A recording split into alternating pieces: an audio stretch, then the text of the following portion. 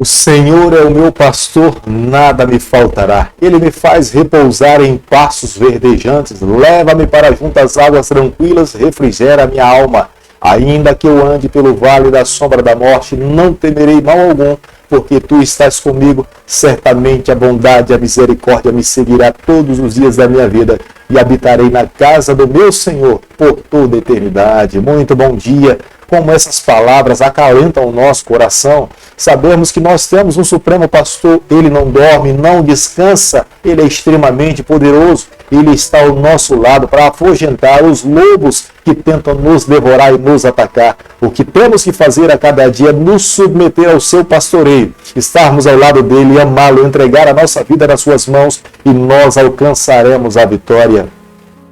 Todos os dias nesse canal nós estudamos um capítulo da Palavra do Senhor. E nessa manhã eu convido você a ter nas mãos a Palavra de Deus, no livro de Daniel, capítulo 11, o versículo 1 e o versículo 2. Mas eu, no primeiro ano de Dário, o Medo, me levantei para fortalecer e animar. Agora eu me declarei a verdade. Eis que ainda 3 reis se levantarão da Pérsia, e o quarto será acumulado de grandes riquezas, mais do que todos, e tornando forte por suas riquezas, empregará tudo contra o reino da Grécia.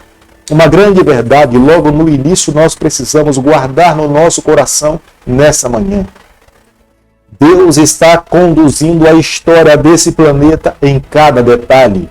Você e eu, nós não podemos imaginar de que em algum momento Deus perdeu o controle da história diante de tantas coisas ruins que têm acontecido nesse mundo. Não, Deus tem nas suas mãos o pleno controle da história.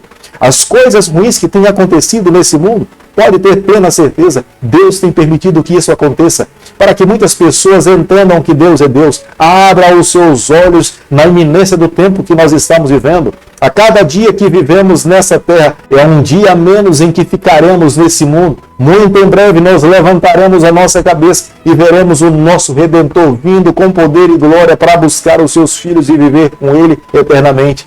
Mas existem muitas pessoas que estão dormindo nessa terra. Há quantas pessoas que estão cochilando, há quantas pessoas que não estão se apercebendo do tempo da volta de Deus a esse mundo. E Deus então precisa acordar, sacudir essa terra, para que todos entendam que Ele é Deus, Ele é soberano e Ele irá estabelecer o seu reino desse mundo. No versículo 1 do capítulo 11 que nós estamos estudando nessa manhã, podemos observar que o capítulo 11 é, na verdade, uma continuação do capítulo 10. Não haveria uma necessidade de haver uma divisão entre o capítulo 10 e o capítulo 11, porque aqui, mais uma vez, nós vemos o anjo Gabriel informando a Daniel a respeito do governo do rei Dário que tinha acontecido no passado, que ele tinha sido honrado por Deus. Deus lhe concedeu as vitórias. Esta visão tinha sido dada para Daniel quando Ciro estava governando, mas, na verdade, o anjo Gabriel estava falando para Daniel a respeito do governo de Dário.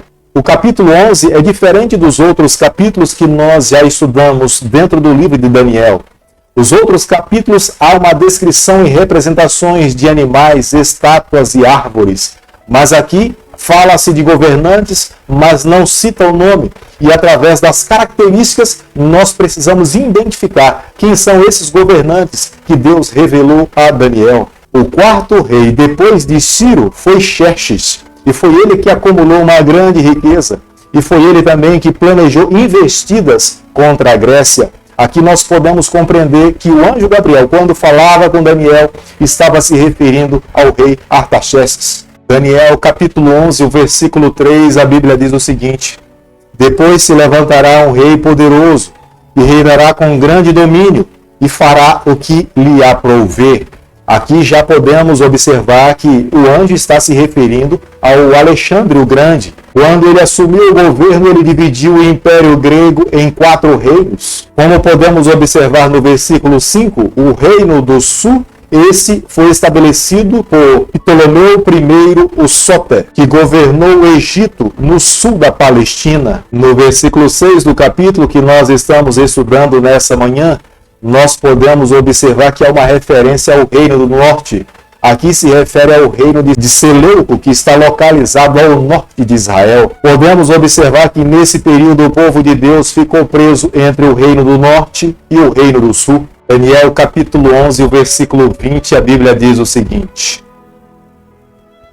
Levantar-se-á depois em lugar dele um que fará passar um exator pela terra mais gloriosa do seu reino, mas em poucos dias será destruído, e isso sem ira nem batalha. Aqui nós podemos identificar esse rei como sendo Antíoco IV Epifânio. Ele se enquadra nessa descrição. Ele ficou conhecido por oprimir o povo de Deus no ano 167. Eles derrotaram os judeus e assumiram o controle da Judéia. Logo depois dessa opressão, ele adoeceu. Não morreu em batalha, não morreu por mãos de alguém, mas pela própria enfermidade em sua casa. Mas no decorrer de toda a história, claramente nós podemos observar que as forças satânicas sempre tentaram se contrapor à vontade de Deus. Mas não podemos ter dúvidas em nenhum momento. Deus tem o controle da história nas suas mãos. Nada acontece nesse mundo sem a permissão do Eterno. Deus tem o controle de todas as coisas. Ele, no tempo dele, irá estabelecer o seu reino nesse mundo.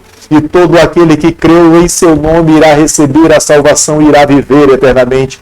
Hoje nós não podemos abrir mão dessa grande verdade. Temos que nos colocar nas mãos do Senhor e permitir que Ele conduza a nossa vida. Em todas as épocas, Satanás sempre tentou assumir o controle de seres humanos que governam esse mundo. Ele sempre tentou fazer mal ao povo do Senhor. Mas Deus sempre esteve ali estabelecendo o limite. Nada aconteceu nessa terra sem que houvesse uma autorização divina.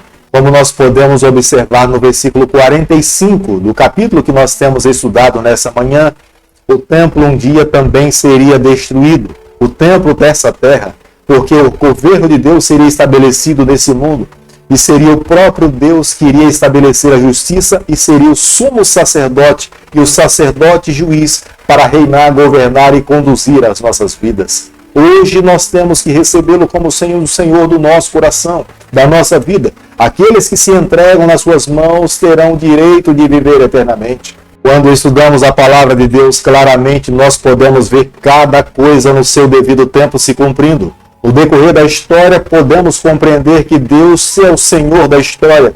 Nada aconteceu sem que primeiramente Deus revelasse aos seus filhos. E quando vemos que as predições divinas elas são reais, nós precisamos a cada dia deixar o nosso coração mais confiante na palavra e na condução do nosso Deus. Ele jamais falhou, ele jamais abriu a sua boca que não se cumpriu as suas profecias. É por isso que temos que amá-lo, servi-lo, entregar a nossa vida nas suas mãos. Ele deseja que nós o amemos com todas as nossas forças. A cada dia que Ele permite que nós vivamos nessa terra é um dia de graça, de misericórdia, da ação de Deus para com os seus filhos. Temos que nos colocar nas mãos do Senhor e permitir que Ele guie a nossa trajetória. Querido Pai, em Tuas mãos nessa manhã nós nos colocamos. Queremos viver exclusivamente para o Senhor. Toma o nosso coração, perdoa os nossos pecados. Nos dê a graça de vivermos exclusivamente para Ti. É o que Te pedimos, Te oramos e o fazemos em nome de Jesus. Que o Senhor Te abençoe e Te guarde. Que Ele faça resplandecer o Seu rosto sobre você. Que Ele tenha misericórdia de você. Que sobre você nessa manhã Ele levante seu rosto e conceda a sua paz em nome de Jesus. Amém.